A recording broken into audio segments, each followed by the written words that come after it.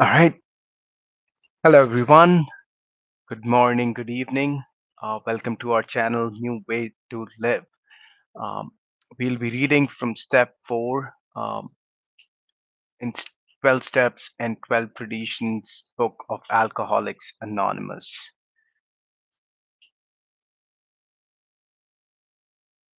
All right, let's get started. Step 4 made a searching and fearless moral inventory of ourselves.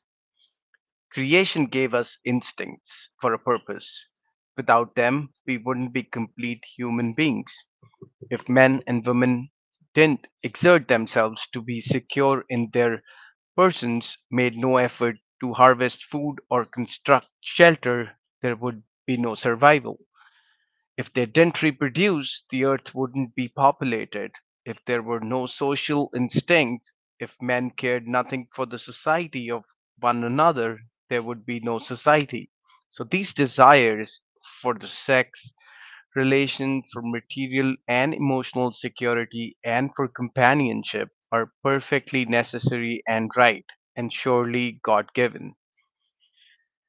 Yet these instincts, so necessary for our existence, often far exceed their proper functions. Powerfully, blindly, many times subtly, they drive us, dominate us, and insist upon ruling our lives. Our desires for sex, for material and emotional security, and for an important place in society often tyrannize us. When thus out of joint, man's natural desires cause him great trouble, practically all the trouble that there is. No human being, however good, is exempt from these troubles. Nearly every serious emotional problem can be seen as a case of misdirected instinct. When that happens, our great natural assets, the instincts, have turned into physical and mental liabilities. Step 4 is our vigorous and painstaking effort to discover what these liabilities in each of us have been and are. We want to find exactly how, when, and where our natural desires have robbed us. We wish to look squarely at the unhappiness this has caused others and ourselves.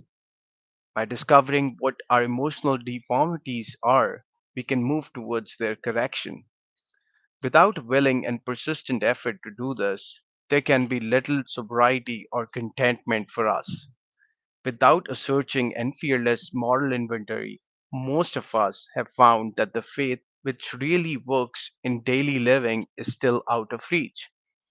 Before tackling the inventory problem in detail, let's have a closer look at what the basic problem is. Simple examples like the following take on a world of meaning when we think upon them. Suppose a person places sex desire ahead of everything else. In such a case, this imperious urge can destroy his chances for material and emotional security, as well as his standing in the community. Another may develop such an obsession for financial security that he wants to do nothing but hoard money. Going to extreme, he can become a miser or even recluse who denies himself both family and friends. Nor is the quest for security always expressed in terms of money. How frequently we see a frightened human being determined to depend completely upon a stronger person for guidance and protection. This weak one, failing to meet life's responsibilities with his own resources, never grows up. Disillusionment and helplessness are his lot. In time, all his protectors either flee or die, and he is once more left alone and afraid. We have also seen men and women who go power mad, who devote themselves to attempting to rule their fellows. These people often throw to the winds every chance for legitimate security and a happy family life. Whenever a human becomes a battleground for the instincts, there can be no peace. But that is not all of the danger. Every time a person imposes his instincts unreasonably upon others, unhappiness follows. If the pursuit of wealth tramples upon people who happens to be in the way, then anger, jealousy, and revenge are likely to be aroused. If sex runs riot, there is a similar uproar. Demands made upon other people for too much attention, protection, and love can only invite domination or revulsion in the protectors themselves. Two emotions quite as unhealthy as the demands which evoke them. When an individual's desire for prestige becomes uncontrollable, whether in the swing circle or at the international conference table, other people suffer and often revolt. This collision of instincts can produce anything from a cold snub to a blazing revolution. In these ways, we are set in conflict not only with ourselves but with other people who have instincts too.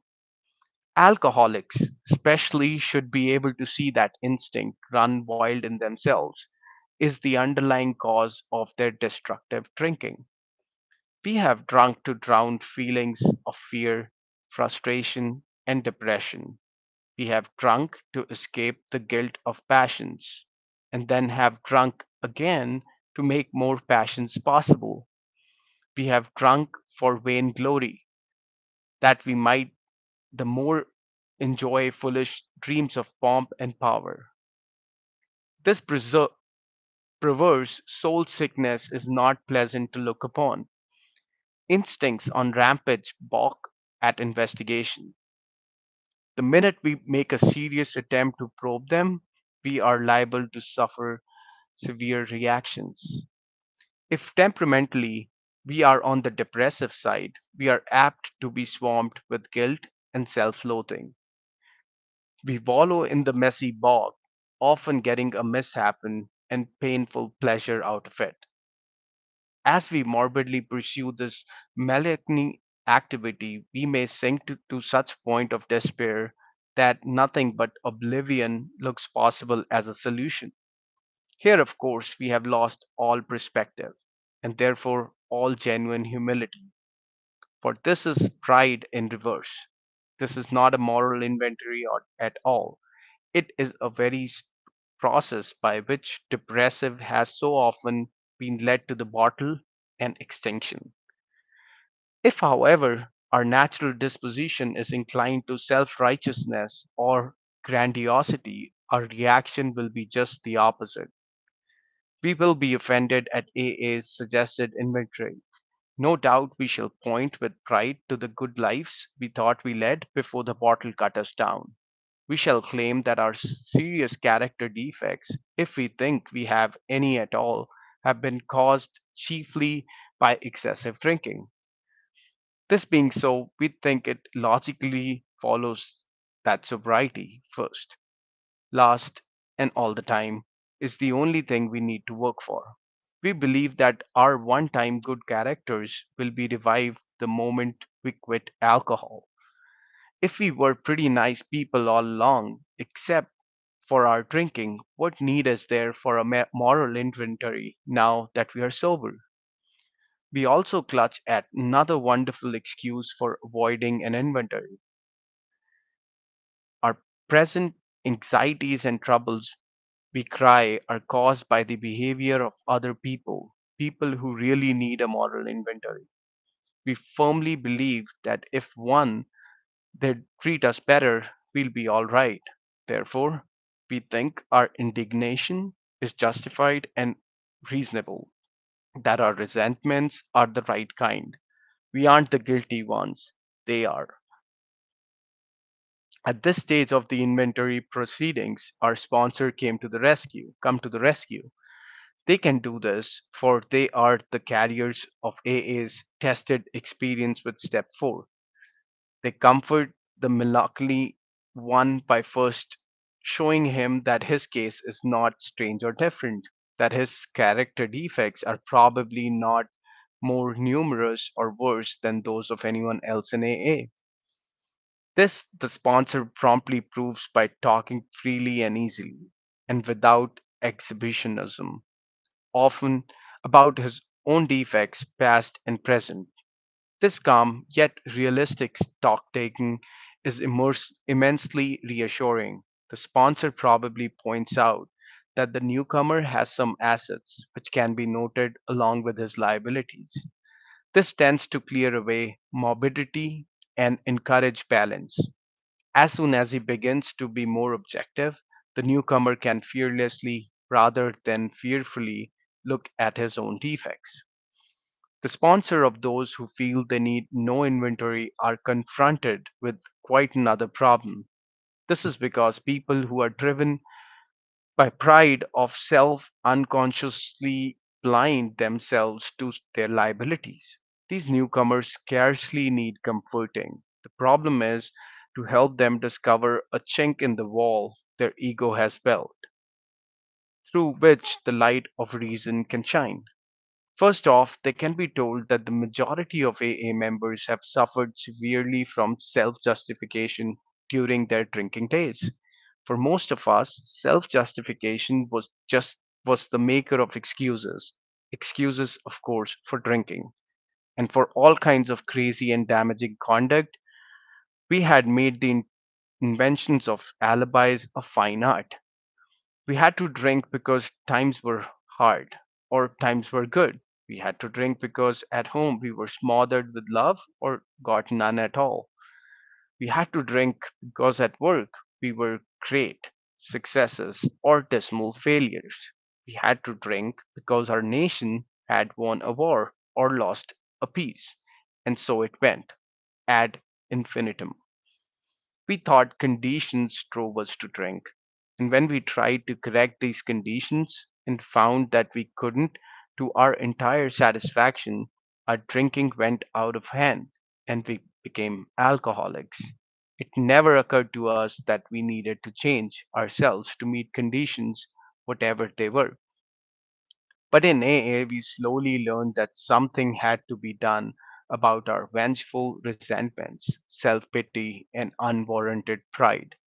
We had to see that every time we played the big shot, we turned people against us. We had to see that when we harbored grudges and planned revenge for such defeats, we were really beating ourselves with the club of anger we had intended to use on others. We learned that if we were seriously disturbed, our first need was to quiet that disturbance, regardless of who or what we thought caused it. To see how erratic emotion victimized us often took a long time. We could perceive them quickly in others, but only slowly in ourselves. First of all, we had to admit that we had many of these defects, even though such disclosures were painful and humiliating. When other people were concerned, we had to drop the word blame from our speech and thought. This required great willingness, even to begin. But once over the first two or three high hurdles, the course ahead began to look easier. For we had started to get perspective on ourselves, which is another way of saying that we were gaining in humility. Of course, the depressive and the power drivers are personality extremes, types of which AA and the whole world abound. Often these personalities are just as sharply defined as the examples given. But just as often, some of us will fit more or less into both classifications. Human beings are never quite alike, so each of us, when making an inventory, we will need to determine what his individual character defects are. Having found the shoes that fit, he ought to step into them and walk with new confidence that he is at last on the right track. Now let's ponder the need for a list of more glaring personality defects of all of us have in varying degrees. To those having religious training, such a list would set forth serious violations of moral principles. Some others will think of this list as defects of character. Still others will call it an index of maladjustments. Some will become quite annoyed if there is talk about immorality, let alone sin. But all who are in the least reasonable will agree upon one point.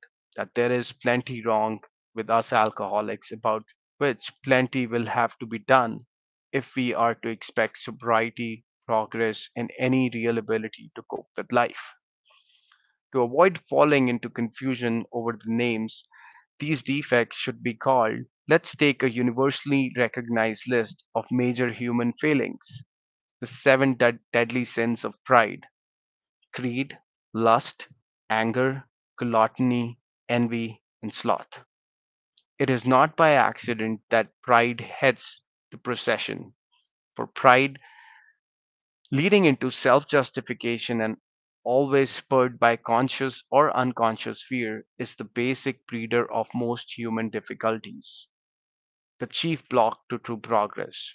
Pride lures us into making demands upon ourselves or upon others which cannot be met without perverting or misusing our God given instincts.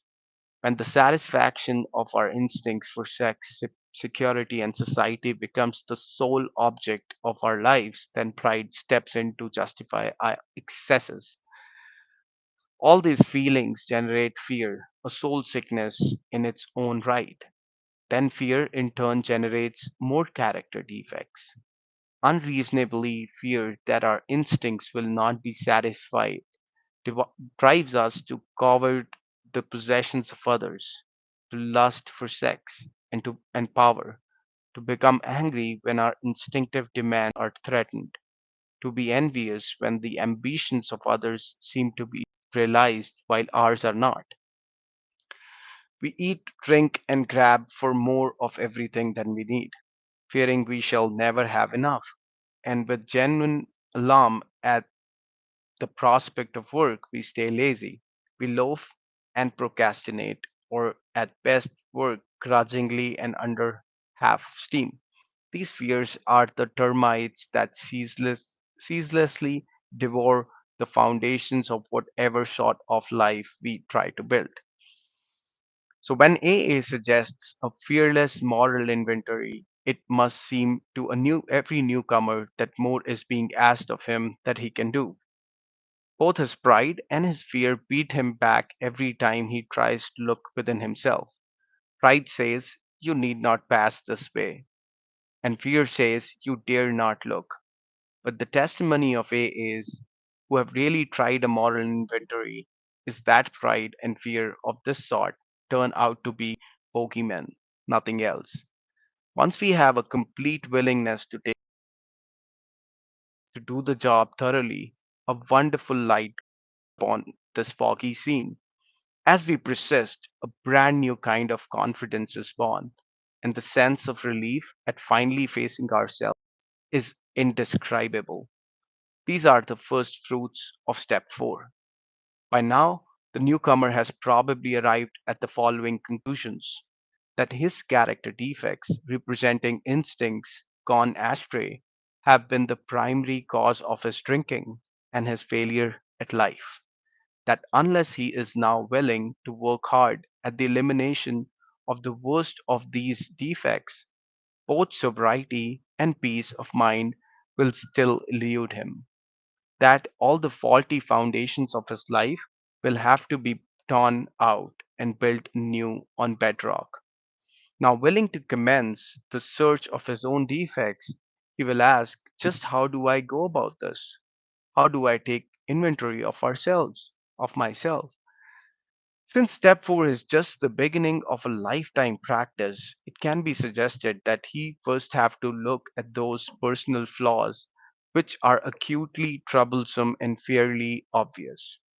Using his best judgment of has been right and what has been wrong, he might make a rough survey of his conduct with respect to his primary instincts for sex, security, and society.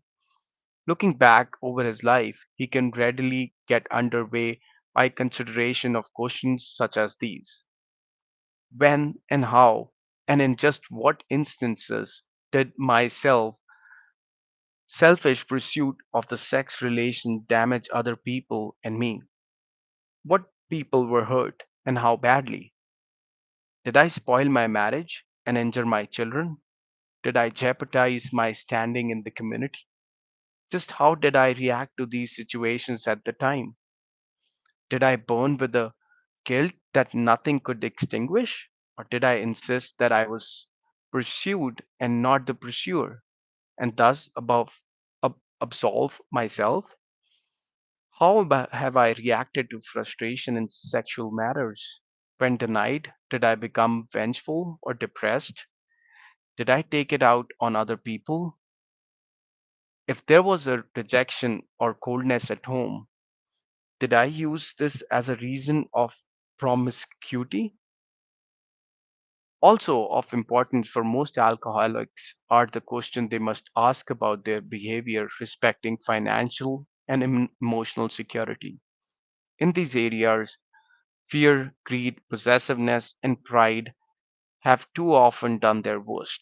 Surveying his business or employment record, almost any alcoholic can ask questions like these. In addition to my drinking problem, what character defects contributed to my financial instability? Did fear and inferiority about my fitness for my job destroy my confidence and fill me with conflict? Did I try to cover up those feelings of inadequacy by bluffing, cheating, lying, or evading responsibility? Or by gripping the others fail to recognize my truly exceptional abilities? Did I overvalue myself and play the big shot? Did I have such unprincipled ambition that I double crossed and undercut my associates? Was I extravagant? Did I recklessly borrow money, caring little whether it was repaid or not? Was I a pinch penny, refusing to support my family properly?